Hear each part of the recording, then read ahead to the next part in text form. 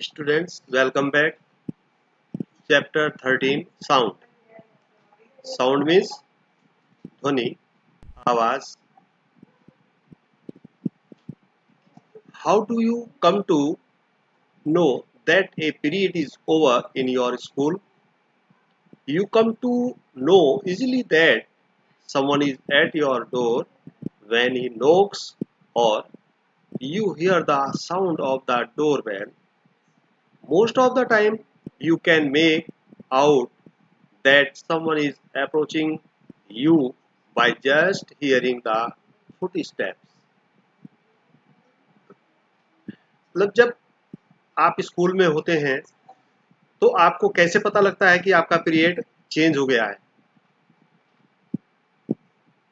और जब आप कमरे के अंदर होते हैं, अपने घर में होते हैं और आपके गेट पर कोई होता है तो वो गेट को खटखटाता है या डोरबेल बजाता है तो आपको पता लगता है कि गेट पर कोई है.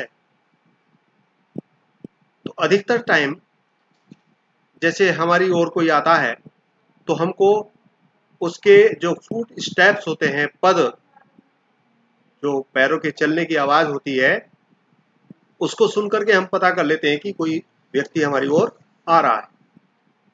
तो कहने का मतलब ये है, जो साउंड है, साउंड मीन्स ध्वनि, जो हम बोल रहे हैं उसको साउंड बोलते हैं. तो इसी प्रकार से जब पीरियड ओवर होता है तो कैसे पता लगता है हमको? जब बेल लग जाती है. ठीक है, बेल की साउंड सुनेंगे और हमें पता लग जाएगा कि हमारा पीरियड ओवर हो गया है. ठीक है, तो you might have played a game called hide and seek. आपने भी ये गेम खेला होगा जब आप और छोटे होंगे, या आप भी खेलते होंगे हाइड एंड सीक. ठीक है, लुका छुपी का खेल आप खेलते हैं तो उसमें क्या करते हैं, एक जो व्यक्ति होता है उसको क्या करते हैं, एक पट्टी बांध देते हैं आंखों पर उसकी, है ना, और जो दूसरे खिलाड़ी होते हैं तो वो जो आंखों पर पट्टी बांधता है वो दूसरों को छूता है ना, उसको फाइंड करता है. तो कैसे पता कर लेता है कि कोई मेरी ओर आ रहा है? केवल उसके आने से जो वाइब्रेशंस होते हैं या जो उसके चलने से, उसके फुट स्टेप से जो वाइब्रेशंस होते हैं, उनके चलने से ही उसको पता लग जाता है कि कोई मेरी ओर आ रहा है. इस प्रकार से वो ये गेम खेलते हैं. ठीक है, तो हाउ जो साउंड है, sound plays an important role in our life. Sound का हमारे जीवन में बहुत ही इम्पोर्टेंट रोल होता है. इसी के द्वारा हम एक दूसरे से कम्युनिकेट करते हैं. मतलब यह जो हमें कम्युनिकेट करने की हमें सहायता करता है साउंड. जैसे हम किसी से कोई बात करेंगे तो वो हमसे बात करेगा. तो we hear a variety of sounds in our surroundings. हम अपने जो आसपास है उस आसपास में बहुत अनेक प्रकार की जो साउंड है उनको सुनते हैं. आप उसकी लिस्ट भी बना सकते हैं किसकी किस प्रकार की साउंड है. जैसे बर्ड्स हैं, उनकी साउंड अलग प्रकार की होगी. जो एनिमल्स हैं, एनिमल्स में भी जैसे काऊ है, गॉट है, और बहुत सारे जो डिफरेंट एनिमल्स हैं उनकी साउंड डिफरेंट टाइप्स की होती है.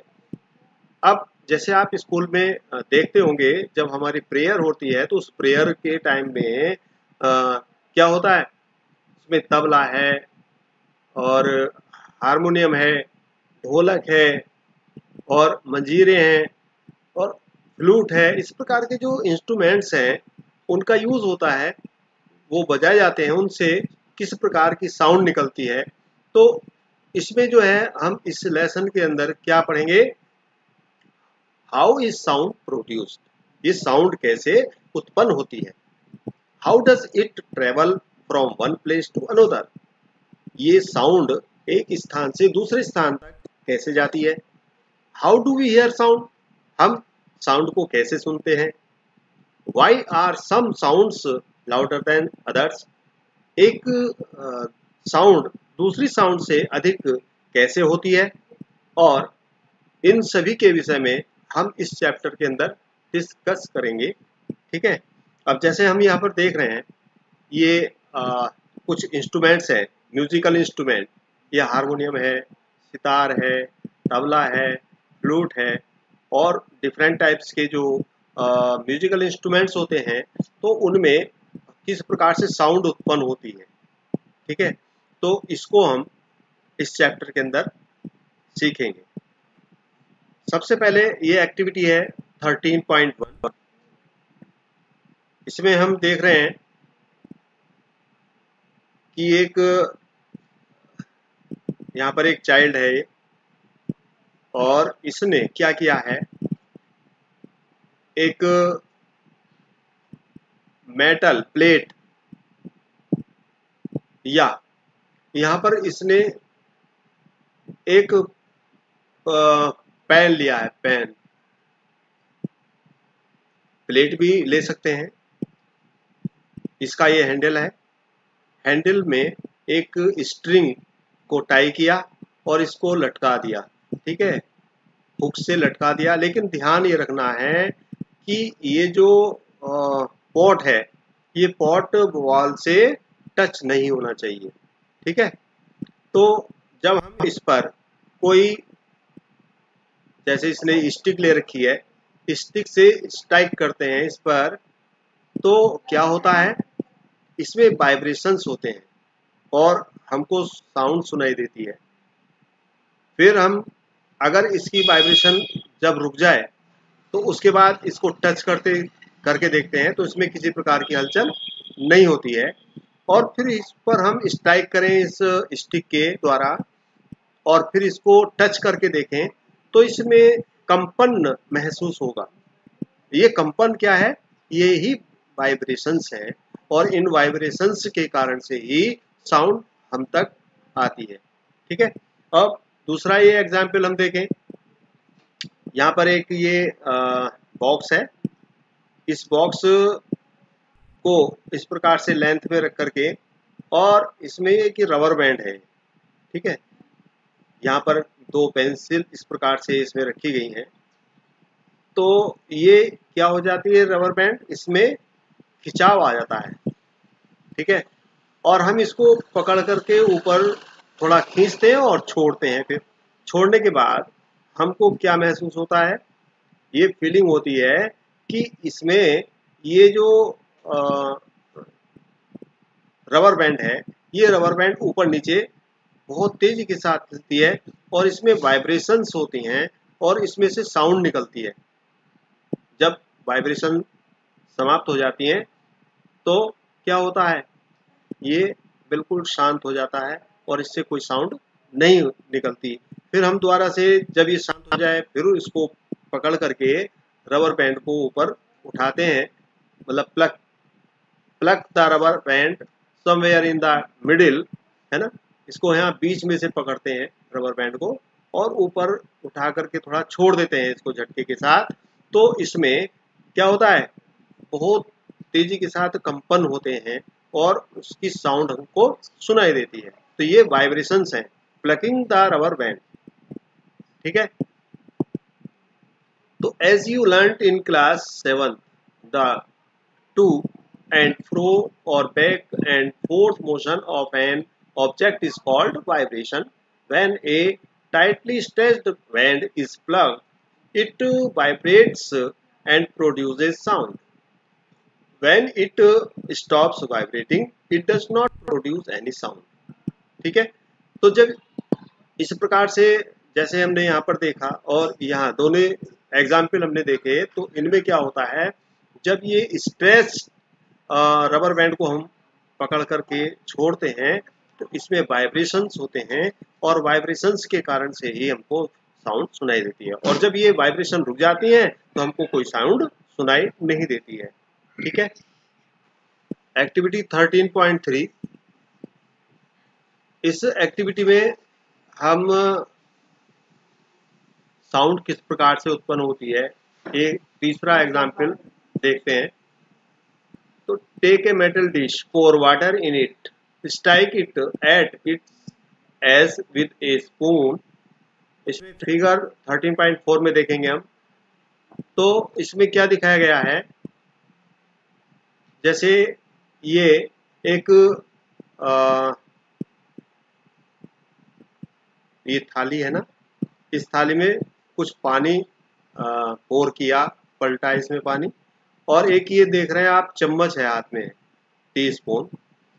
तो इसका जो एज है ये किनारा, इस पर हम स्ट्राइक करते हैं, मतलब इस पर ये इससे चोट करते हैं चम्मच से, तो क्या होता है, हमें एक बार हमने स्ट्राइक किया और चम्मच वहां से हटा करके अगर हम इसको टच करके देखें इसको एज को, तो हमें इसमें कंपन महसूस होता है। ठीक है, ये कंपन क्या है, यही वाइब्रेशंस है।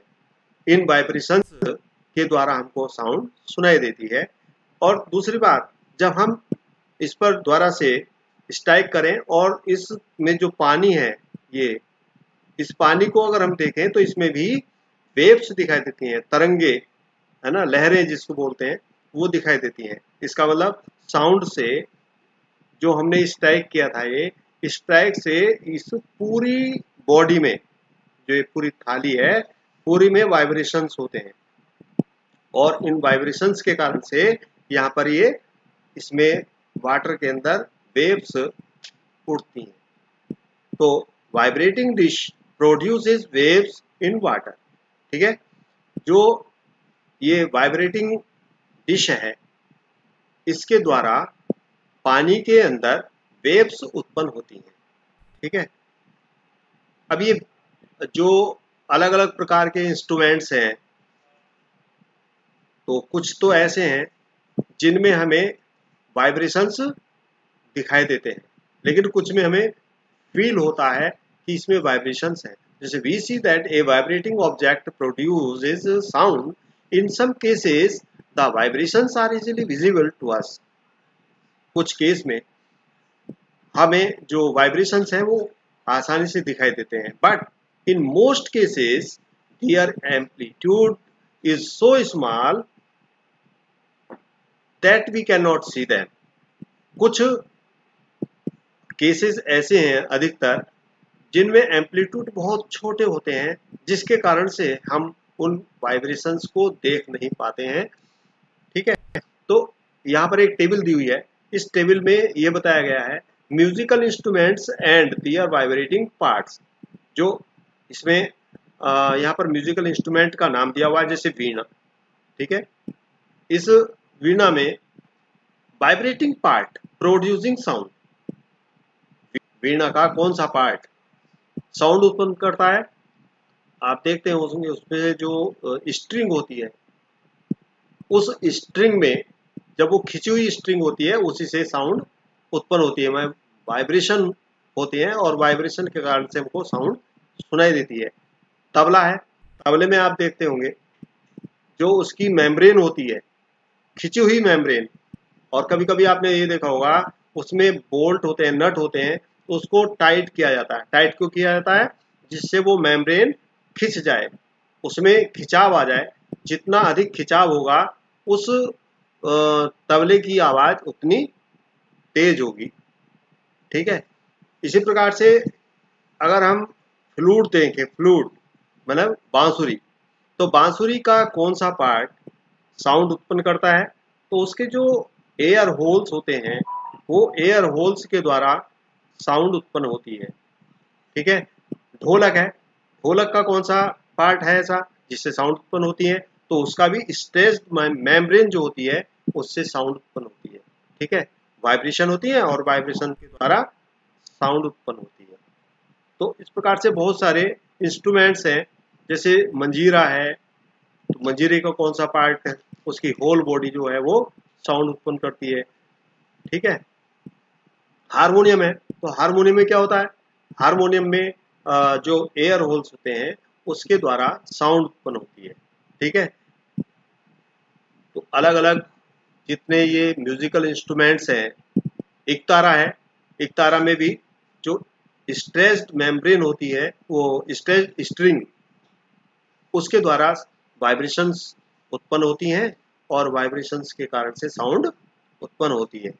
तो हमने इस में ये सीखा कि साउंड कैसे उत्पन्न होती है। वाइब्रेशंस के कारण से साउंड उत्पन्न होती है। ठीक है, आप इसको अपने यहाँ बना भी सकते हैं। यहाँ पर एक तारा दिखाई दे रहा है आपको, ये है ना, और यहाँ पर आपको ये दिखाई दे रहा है व्यक्ति, इसने एक घड़ा ले रखा है ना, तो घड़ा खाली है और खाली घड़े के ऊपर यदि हम जैसे रिंग होती है हमारे हाथ में, तो उससे टच करते हैं तो उससे भी बड़ी अच्छी कोई व्यक्ति ऐसा है कि बहुत अच्छा संगीत बजा सकता है। ये साउंड किस प्रकार से उत्पन्न होती है, ये हमने इस एक्टिविटी में सीखा। अब एक्टिविटी 13.5 में take 6 to 8 bowls or tumblers, fill them with water up to different levels, increasing gradually from one end to the other. Now take a pencil and strike the bowls gently. Strike all of them in succession. You will hear pleasant sounds. This is your जल तरंग। यहाँ पर आप ये देख रहे हैं, ये एक बॉय है और इसने 1 2 3 4 5 6 ये टम्बलर्स लिए हुए हैं और इसमें इंक्रीजिंग ऑर्डर में वाटर लिया हुआ है। ठीक है, इसमें सबसे ज़्यादा है, इससे कम है, फिर इससे कम है, फिर इससे कम है, फिर इससे कम है, फिर इससे भी कम।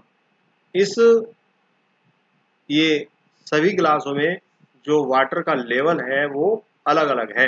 तो जैसे वो यहाँ सब पर स्ट्राइक करता है पेंसिल के द्वारा, तो सबकी साउंड में डिफरेंस होता है। और वो डिफरेंस क्यों होता है?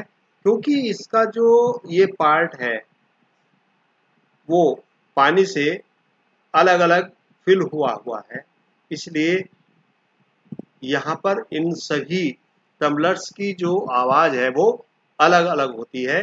तो दिस इज द जल तरंग।